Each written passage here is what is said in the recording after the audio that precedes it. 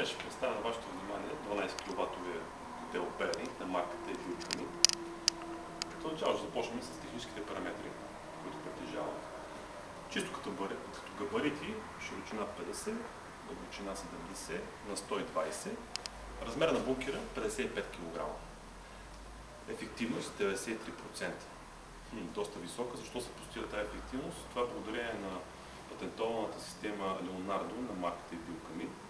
Само накратко за нея ще спомена какво представлява тази система.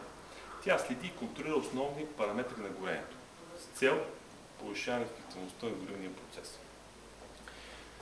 Разхода варира според това в каква мощност е котела. Той има 5 степени на мощност от 0,9 кг за час до 2,75. Съдейки по размера на бункера, това гарантира една автономност от 60 часа. Подходяща за отопление на помещения с обем 315 м3. Малко по-детайлен поглед, когато направим, започваме от бункера, махаме горния капак. Има ограничител, който позволява да не падне капак. Виждаме скара. Скарата играе ролята на филтъра за по-едри частици, които някой път падат в пелета, случва се. Два обезглушителя. За какво служат? Когато се вържи котел към инсталацията, тя се надуе, останалия въздух във водната риза да може да излезе. След това затваряме и така водната риза е обезглушена.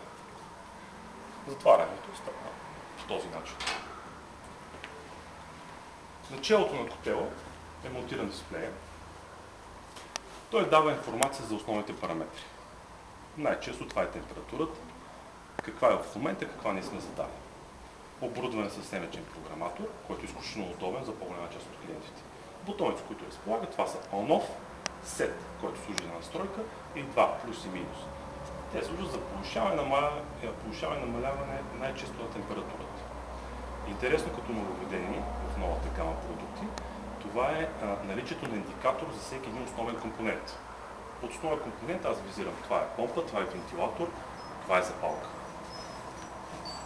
Правим една бърза проверка, светва диода, окей, самия елемент е наред. Ако не, няма да светне, ще даде грешка. Това спомага много по-бързо се диагностицира евентуален проблем, който възниква. Отваряме капака, лесничко.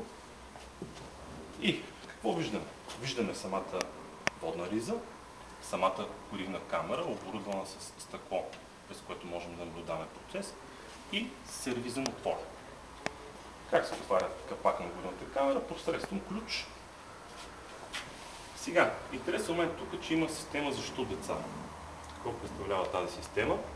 При нея се изисква малко по-голямо усилие, което не притежава едно дете, за да се отвори самата камера. Виждаме на самия капак плоча от скамолет, изолационна и изолационна лента по цялото протежение. Стигаме до бункерчето за пепелно съдържание. Ограничител към пълника, чугун и самия пълник, който отново е чугун. Тук е запалката, отвор, през който се подават пелетите. Почистването се осъществява също тук, много лесно. Има два вертикални подача, движение нагоре-надолу, леви и надесни. Ние почистваме пепелно съдържание, което е полепно по самия топломенник. Връщаме отново елементите.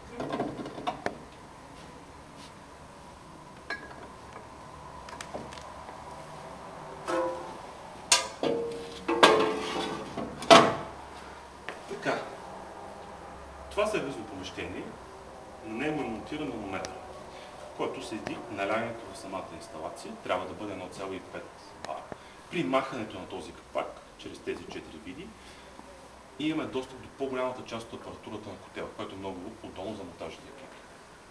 Затварянето става по същия начин, по който сме отворили. Благодарение на ключа. И затваряме. Основните връзки се осъществяват на задната страна на котела. Така, интересен момент. Има предвиден опционално да се промени начина на пълненето чрез премахването на задната планка и връзване на задно пълнене. Може да се монтира опционално датчик за нивото на пелетите.